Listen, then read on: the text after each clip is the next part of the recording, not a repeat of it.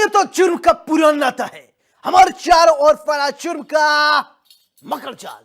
ऐसे में कौन का हो जाए शातिर का शिकार और किसके लिए जारी हो जाए मौत का फरमान। इतना नहीं, मिटा दिए जाते हैं जुर्म के सारे सबूत। जुर्म दर जुर्म, कस दर कस जारी है अपराध की दुनिया का काला कारोबार। लेकिन हम आपको सच दिखाएंगे, क्योंकि गुनाह कहीं भी कभी भी किसी के हाथों हो सकता है। नमस्कार, मैं हूं सौरभ त्रिपाठी और आप देख रहे हैं गुनाह।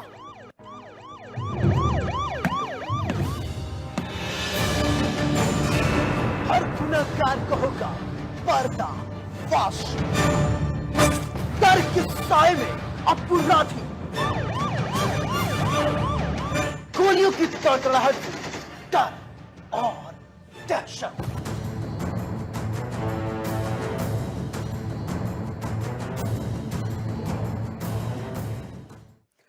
देश में साइबर क्राइम तेजी से बढ़ रहा है। न जाने कब कोई देश के किस कोने में साइबर ठगी का शिकार हो जाए, कोई नहीं जानता। इसलिए आपको सावधान रहने की जरूरत है, क्योंकि इस बार साइबर ठग ने देश के अंदर से नहीं बल्कि सीमा पार पाकिस्तान में बैठकर भारत में लोगों को अपना शिकार बनाया। फर्जी बीमा पॉलिसी के नाम पर लोगों को लाखों की चपत लगा दी। उन्हें फायदा बताकर कई तरीके के लालच दिए और अपनी जरा सी लालच के चक्कर में अपनी जीवन भर के कमाई चंद पलों में ही गंवा रहे हैं। कैसे ये ठग बनाते हैं लोगों को अपना शिकार, कैसे फैलाते हैं ठगी का मकड़ जाल, इस रिपोर्ट में हम आपको दिखाएंगे, समझाएंगे और बताएंगे।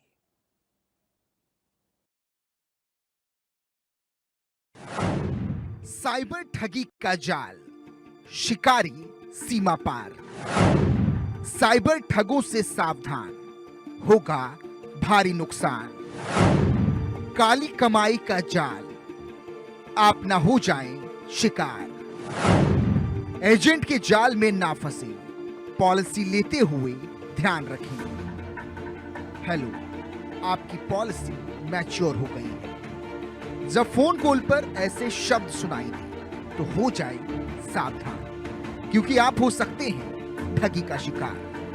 साइबर अपराधी लोगों को ठगने के नए नए तरीके इजाद कर रहे हैं। सरकार लोगों को जागरूक करने का प्रयास कर रही है, लेकिन ये सारी कोशिशें फिलहाल बेकार नजर आ रही हैं, क्योंकि साइबर ठग हर बार नया पैंतरा अपनाते हैं और लोगों से लाखों रुपए लूट कर लिए जाते हैं। इस बार आपको ज्यादा सावधान और सतर्क होने की जरूरत है, क्योंकि अब की बार शिकारी आपके आसपास नहीं बल्कि सीमा पार से आपको शिकार बनाने की कोशिश कर रहा है। पड़ोसी मुल्क पाकिस्तान से बैठकर ठगी कर रहा है। हम लोग प्रतिदिन लगातार इसके लिए एक प्रचार प्रसार तंत्र बनाया गया है और प्रत्येक माह के प्रथम बुधवार में हम लोग साइबर क्राइम का अवेयरनेस प्रोग्राम चलाते हैं। इसके अलावा विभिन्न मिशन शक्ति, ऑपरेशन जागृति के माध्यम से भी साइबर क्राइम का अवेयरनेस के लिए लगातार प्रचार प्रसार के लिए हमारी टीम बनी हुई है। हर स्कूल, कॉलेज और जा करके लोगों को इसको अवेयर कर रही है। पाकिस्तान में बैठकर साइबर ठग अलग अलग तरीकों से अलीगढ़ के लोगों को ठगी का शिकार बना रहे हैं। कभी झूठी बीमा पॉलिसी बेचकर तो कभी पॉलिसी मैच्योर होने के नाम पर पैसे लूट रहे हैं। विभिन्न देश हैं जहां पर, जैसे कि कंबोडिया, लाओस, वियतनाम, म्यांमार आदि अन्य देश भी जो जहां पर भी साइबर ठगी के शिकार हो रहे हैं। तो चूंकि साइबर क्राइम ऐसा क्राइम है जो इंटरनेशनल क्राइम है, ग्लोबल क्राइम है, इस वजह से अकेले भारत ही नहीं, भारत में बैठ करके भी विदेश की आईडी इस्तेमाल करके वीपीएन के थ्रू अपराध किया सकता है। इसमें ये किसी एक देश को इसमें से नाम नहीं ले सकते हैं, लेकिन ये निश्चित है कि इसमें विदेश से बैठ करके भी लोग साइबर ठगी के शिकार हमारे यहाँ कर रहे हैं और इसमें जब भी इस तरह के संज्ञान में आता है, अभियोग पंजीकृत किया जाता है, विवेचना की जाती है और मुलजिमों को जो है पकड़कर जेल में भेजा जाता है। सीमा पार पाकिस्तान में बैठे साइबर ठग पॉलिसी फ्रॉड में लोगों को बीमा से जुड़ी झूठी या गलत जानकारी देकर उनसे पैसे ठगते हैं। ये फ्रॉड अक्सर फोन कॉल, ईमेल या फेक वेबसाइट के जरिए किया जाता है। इसमें अपराधी खुद को बीमा कंपनी का कर्मचारी बताकर कॉल करते हैं और कहते हैं कि आपकी पॉलिसी मैच्योर हो चुकी है, आपको बड़ा अमाउंट मिलेगा। इसके बाद वे कहते हैं कि पैसा पाने के लिए आपको कुछ प्रोसेसिंग चार्ज यानी कि जीएसटी, टीडीएस या क्लेम चार्ज देना होगा, जिसके बाद लोग उनकी बातों में आकर छोटे छोटे किस्तों में पैसे ट्रांसफर कर देते हैं। ये ठग कितने ही शातिर क्यों ना हो, लेकिन कानून के शिकंजे से नहीं बच सकते। इस तरह के साइबर ठगों पर पुलिस पूरी तरह से नजर बनाए हुए है। इससे पहले भी अलीगढ़ पुलिस ने ठगी के मामले में कई नाइजीरिया के ठगों को गिरफ्तार किया था। गिरफ्तार किए गए ठग आज भी सलाखों के पीछे अलीगढ़ जिला कारागार में हैं और अपने किए का अंजाम भुगत रहे हैं। साइबर क्राइम पुलिस लगातार ऐसे ठगों से सावधान रहने के लिए जागरूकता अभियान चला रही है, क्योंकि इन साइबर ठगों का तरीका हर बार बदल जाता है। ठगी का नया अंदाज ही निकल कर सामने आता है। इसीलिए जरूरत है कि लोगों को साइबर ठगों के हर चाल के बारे में जानकारी हो, ताकि लोग पैसे के लालच में आकर अपनी जीवन भर की कमाई को गवा ना बैठे। साइबर बुक कवच का भी विमोचन करवाया था कप्तान साहब से, जिसमें विभिन्न प्रकार के अपराध किस तरह से हर बार इसका अपराध का मोडस ऑपरेंडी चेंज हो जाता है, तो हम लोग कैसे अलर्ट रहें, हमें क्या सावधानी बरतनी चाहिए और दिन प्रतिदिन जो नए नए प्रकार के अपराध आ रहे हैं हमें किस तरह से अटेंड करना है, हमें होपलेस नहीं होना है। क्या हमारी सरकारी सेवा जो नंबर है हमारा 1930 का या आप www.cybercrime.gov.in इसको हम लोग लगातार बताते जा रहे हैं, जिससे कि निचले स्तर तक अवेयरनेस हो और साइबर ठगी का शिकार से लोग बच सकें। ये scam fake insurance company, agent या बिचौलियों की तरफ से किया जाता है। पहले स्कैमर मार्केट रेट से कई गुना अधिक रिटर्न का लालच देते हैं, इसलिए लोग उनके झांसे में फंस जाते हैं और इंश्योरेंस पॉलिसी खरीद लेते हैं। इस स्कैम को इतनी सफाई से अंजाम दिया जाता है कि लंबे समय तक लोगों को स्कैम की भनक तक नहीं लगती। वे लगातार अपने इंश्योरेंस की किस्त भरते रहते हैं। स्कैम का पता तब चलता है जब रिटर्न का समय पूरा हो जाता है। अभी तक आपने देश में तमाम साइबर ठगी के मामले सुने होंगे, यानी सोशल मीडिया का साइबर ठग उपयोग करते थे।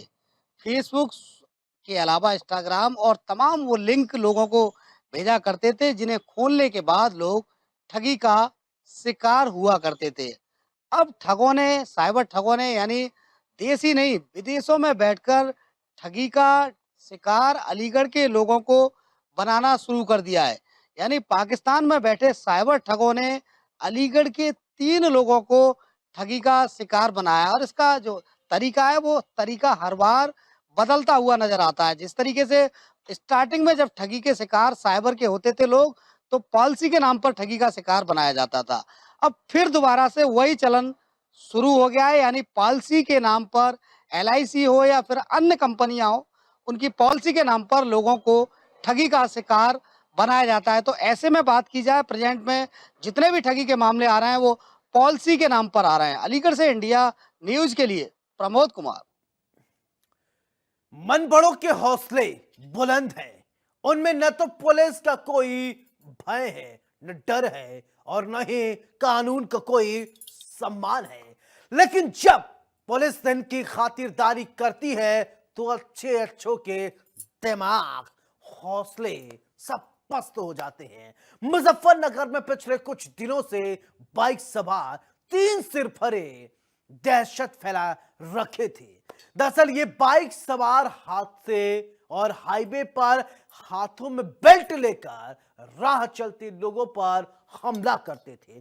कभी किसी मोटरसाइकिल सवार को बेल्ट से पीटते तो कभी किसी राहगीर को। लेकिन पुलिस ने जब एक्शन लिया और इन सिरफिरों को धर दबोचा तो सारी हेकड़ी निकल गई। ये खुद को बेहद शातिर समझते थे, इनको लगता था जो चाहेंगे वो करेंगे। लेकिन कहते हैं कानून के हाथ बहुत लंबे होते हैं, ऐसा ही कुछ हुआ इन लोगों के साथ। ये रिपोर्ट देखिए और समझिए, और ऐसे जो भी करते हैं वो रहे सावधान।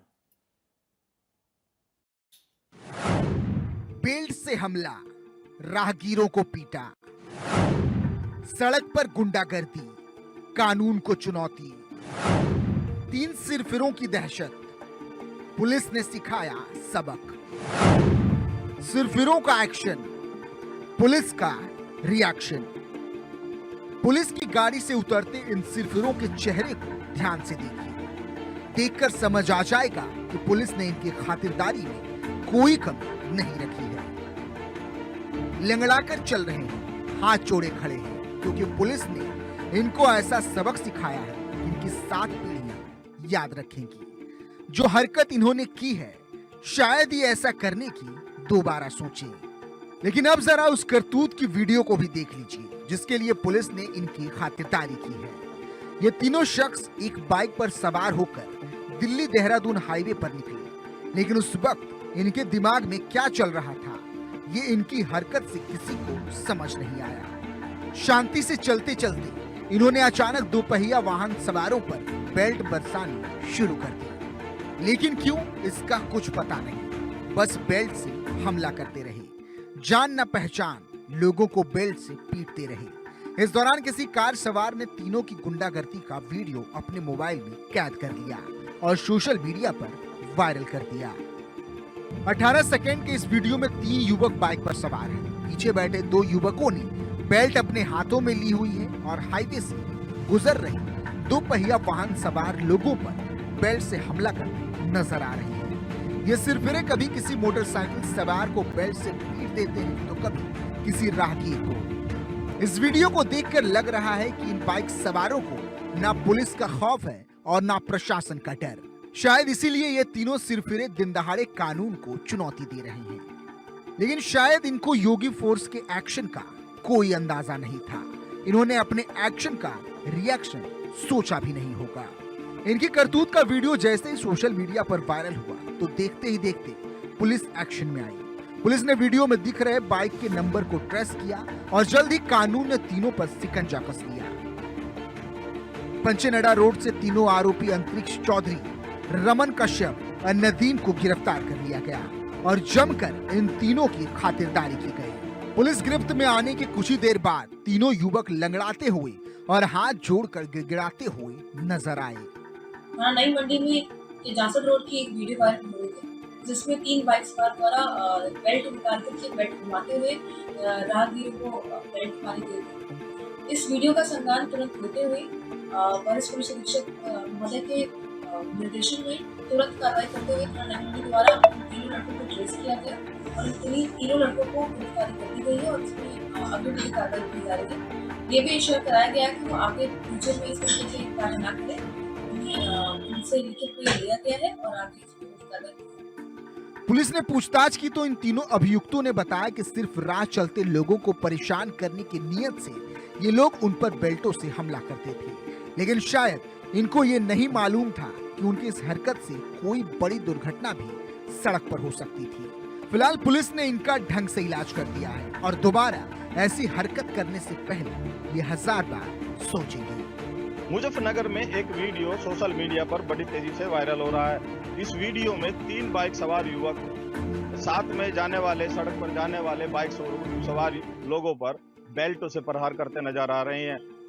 इन वीडियो को देखकर लोगों में, जो हाईवे पर आने जाने वाले लोग हैं, उन पर एक डर का माहौल, खौफ का माहौल पैदा हो गया और इस माहौल को देखते हुए लोगों ने अपने आप को असुरक्षित महसूस किया। उसके बाद में जैसे ही मुजफ्फरनगर पुलिस के संज्ञान में ये वीडियो आया, तो मुजफ्फरनगर पुलिस ने अनेक चेक पॉइंट बनाकर इन युवकों की तलाश जारी कर दी। इन युवकों को उस समय पंचेनडा रोड पर घेर लिया गया, जब ये उसी बाइक पर सवार होकर मुजफ्फरनगर आ रहे थे। तीनों युवकों को मुजफ्फरनगर पुलिस ने हिरासत में ले लिया और इनके खिलाफ विधिक कार्रवाई दर्ज करते हुए इनको जेल भेज दिया। युवकों ने थाने में, आप वीडियो में साफ देख सकते हैं कि किस तरह से पुलिस के सामने ये गिड़गिड़ा रहे हैं और इस तरह का कृत्य आगे न करने की दुहाई दे रहे। लेकिन अपराध बड़ा था और इस तरह का सनसनीखेज जो अपराध था फैलाने पर मुजफ्फरनगर पुलिस ने इनकी एक न सुनी और इनको जेल रवाना कर दिया। मुजफ्फरनगर से इंडिया न्यूज के लिए धर्मेंद्र कुमार। मां और बच्चे का रिश्ता दुनिया में सबसे प्यारा माना जाता है। कहा जाता है मां का दिल हमेशा अपने बच्चे के लिए धड़कता है। लेकिन अब जो खबर मैं आपको बताने जा रहा हूं, आपको सुनाने जा रहा हूं, उसे जानकर आप हैरान हो जाएंगे, क्योंकि ये खबर ममता को शर्मसार करने वाली है। मां और बेटी के रिश्ते पर सवाल खड़े करने वाली है। ये वारदात आपको सोचने पर मजबूर कर देगी कि क्या वाकई में मां इस तरह हैवान बन सकती है? क्या सच में अपनी बेटी के साथ इतनी घिनौनी वारदात को अंजाम दे सकती है? आखिर हरिद्वार की इस कलयुगी मां ने क्या किया, इस रिपोर्ट में हम आपको दिखाएंगे। और जिसने भी इस रिपोर्ट को देखा सुना वो कह रहा है थू थू।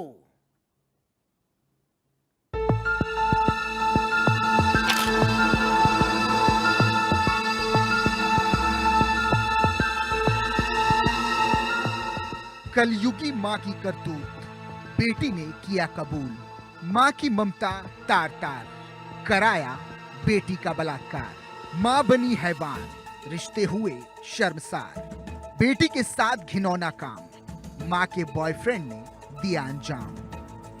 दुनिया में मां के दिल जैसा कोई दिल नहीं। शायद मां और बच्चों के बीच के खूबसूरत रिश्ते को समझने के लिए इससे बढ़िया लाइन नहीं हो सकती। मां अपने बच्चों के लिए क्या कुछ नहीं करती। वो मां ही होती है जो अपने बच्चों के खातिर दुनिया से लड़ जाती है, अपने बच्चों की रक्षा के लिए दुनिया से टकरा जाती है। लेकिन धर्मनगरी हरिद्वार में 4 जून के दिन जो घटा, उस घटना ने मां नाम को भी कलंकित कर दिया। एक मां ने अपनी बेटी के साथ जो किया, उससे इंसानियत भी शर्मसार हो गई। हरिद्वार में एक मां पर उसकी ही बेटी ने अपने बॉयफ्रेंड से यौन शोषण करने का आरोप लगाया। ये महिला कोई और नहीं बल्कि बीजेपी महिला मोर्चा की पूर्व जिला अध्यक्ष अनामिका शर्मा है, जिन पर अपनी ही नाबालिग बेटी का यौन शोषण करवाने का आरोप लगा है। पति से विवाद के बाद अलग रह रही महिला अपनी बेटी को अपने बॉयफ्रेंड और उसके दोस्त के सामने परोस रही थी। उसे जरा भी इस बात की शर्म नहीं थी कि जिसके साथ वो इस घिनौनी वारदात को अंजाम दे रही है वो और कोई नहीं बल्कि उसकी खुद की बेटी है। ये मामला जब पुलिस ने सुना तो वो भी हैरान रह गई। किसी को भी अपनी आंखों और कानों पर भरोसा नहीं हुआ। रोती बिलखती बच्ची जब अपनी मां की सारी करतूत पुलिस को बता रही थी तो सभी आसपास खड़े लोग उन शब्दों को सुनकर बेहद हैरान थे। आखिरकार कोई मां ऐसा कैसे कर सकती है? पुलिस को दी गई शिकायत के मुताबिक ये काम बेहद शातिराना तरीके से होता था। मां अनामिका शर्मा अपनी बेटी को हरिद्वार के अलावा वृंदावन, आगरा और उत्तर प्रदेश के अन्य जिलों में लेकर जाती थी। तब एक नहीं बल्कि 2 रूम होटल में बुक किए जाते थे। एक रूम में मां रुकती थी जबकि दूसरे रूम में वो बेटी को ठहराती थी। अनामिका के साथ उसका एक दोस्त, जबकि बेटी के कमरे में उसके कई दोस्त रुका करते थे। ये सिलसिला साल 2025 जनवरी 26 तारीख से शुरू हुआ था, जो 5 महीने से लगातार जारी रहा।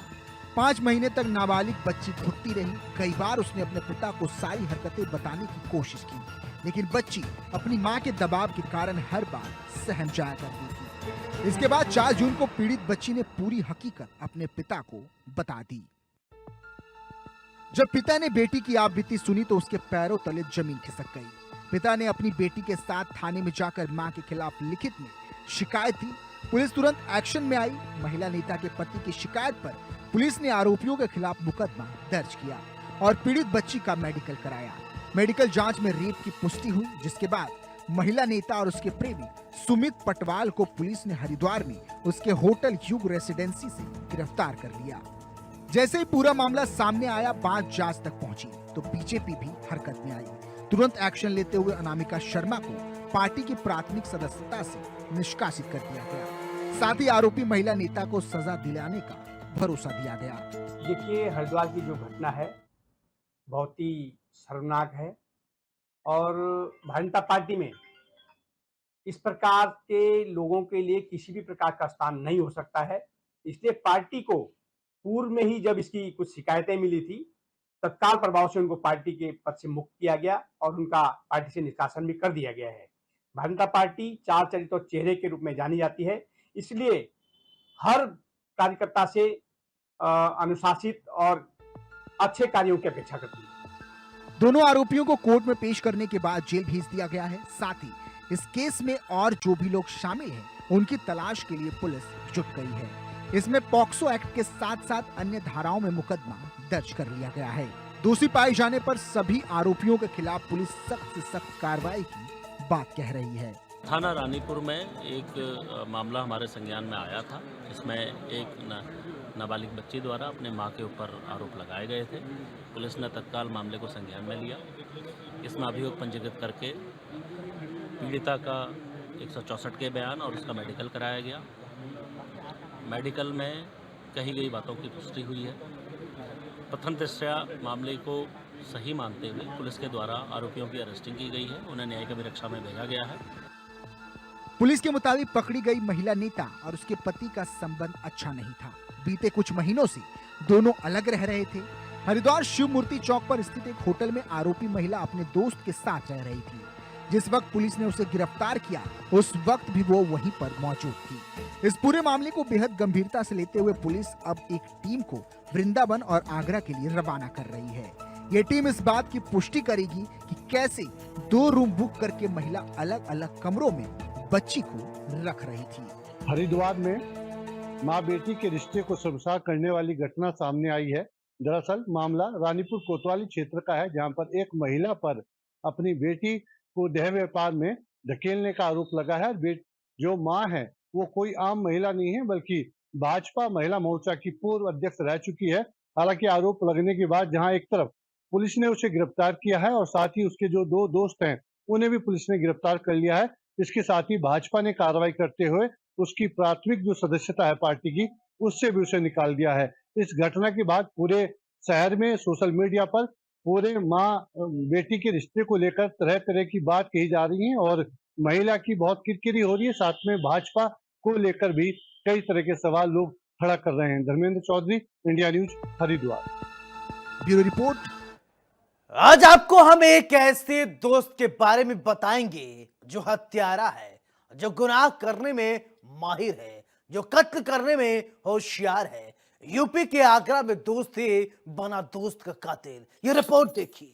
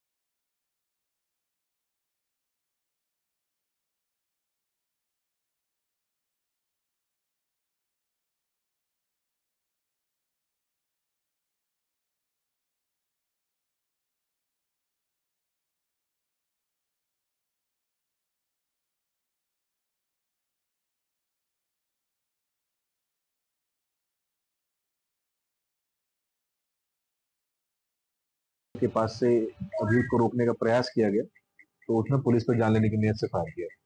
तो इस पर जवाबी कार्रवाई पुलिस ने भी आत्मरक्षा फायर किया और उसके पैर में गोली लगी थी। जो व्यक्ति पकड़ा गया है उसका नाम सोहेल पुत्र वफात अली है और घटना स्थल से इसमें एक अवैध तमंचा 315 बोर, एक खोखा कारतूस, एक स्कूटी बरामद हुई है और घटना के समय अभियुक्त द्वारा पहने गए कपड़े भी रक्त से सने हुए बरामद वहां पे किए गए।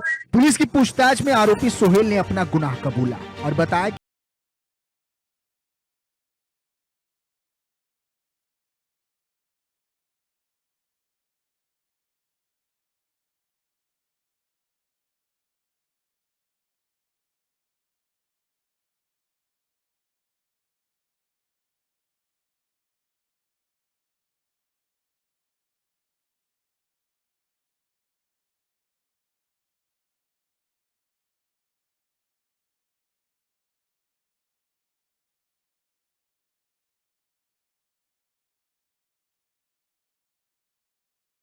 इसलिए हत्या कर दी को हाथ में सोहेल।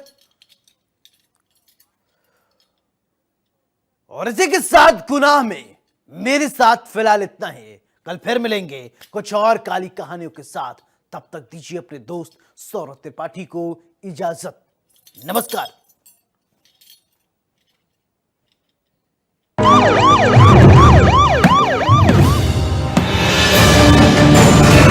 हर गुनहगार को होगा पर्दा फाश। डर के साए में